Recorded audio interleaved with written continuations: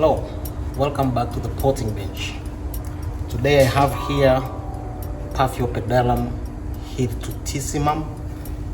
Paphiopedelum hirsutissimum, it's an orchid which belongs to the tribe of Paphiopedelums, which we commonly refer to them as sleeper orchids. This plant is found in, some species are found in northern parts of India, and some species are found in Southeast Asia and southern China.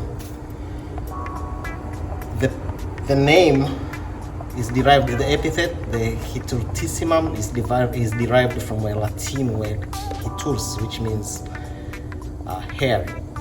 So, and the reason for that is because the flower itself, most parts of the flower has a lot of small tiny cilia or hair, which I'll be showing in the next clip in a close-up, so you can see why they actually called it that way.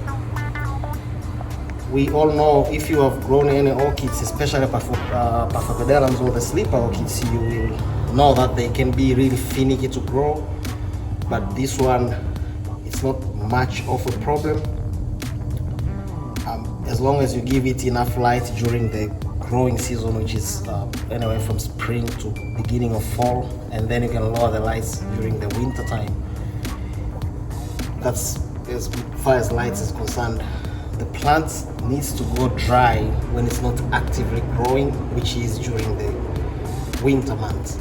And in its natural environment, it's found under the trees, so it grows in like very humus soil, but also it has been found in rocky areas which are covered in moss, so we can call the planting, some of them can be lithophytic. That means they grow in rocks too.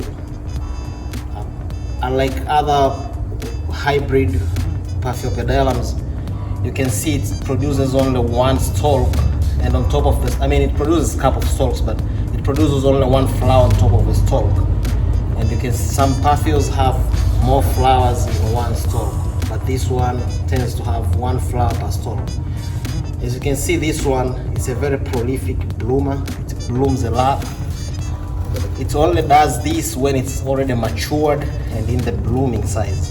It can be slow grower, but after it passes the juvenile stage where it starts blooming, it really do bloom. So I'll come in for the close-up of the flowers and we will observe the cilia. I'm trying to get a close-up of the puff flower so you can see every single element of this flower has so much hair in it. These small cilia, and if you look at the back of the flower, it's all covered in hairs, and that's where it gets its name from, the epithet. And if you look at the unopened bud, you can see it's all covered in hairy cilia. And if you pay close attention to the leaves, it produces these long leaves, but you can see a lot of mineral deposits in the leaves. So just a heads up for whoever is taking care of at home or wherever, you need to kind of rub them, give it a nice clean. And the moss in this is just for aesthetic reasons, because we're putting the plant in display. This is why it has all that moss. The beauty of it is how many flowers you see as compared to other paths. This one has so many of them, and you can see it's still having a lot of buds, which some of them are opening up in halfway stage, some of them are still closed, some of them are fully open. All in all, it's blooming a lot. So that's it for the Paphiopedilum. At some point when I want to report the plant or do other cultural stuff into it, I may take another video to just show how to report it, and when you're using it in cultural, like, well, I can't say in captivity rather, but if you're using the plant apart from its natural environment for display purposes. The potting mix of this Paphio is the same one we use for all Paphios. It's really small bark, and all you need is something which will retain the moisture but at the same time be really porous so that the water doesn't stay in roots.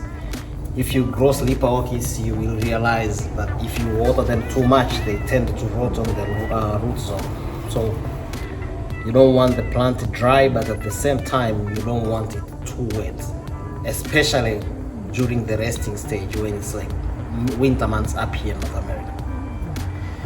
Thank you very much for listening and watching this video. Please, if you haven't subscribed to this channel, you may want to do that now. So please subscribe to the channel, like the video, and if you have any questions, put them in the comment section. I promise to get back to you. Thank you very much and have a blessed day.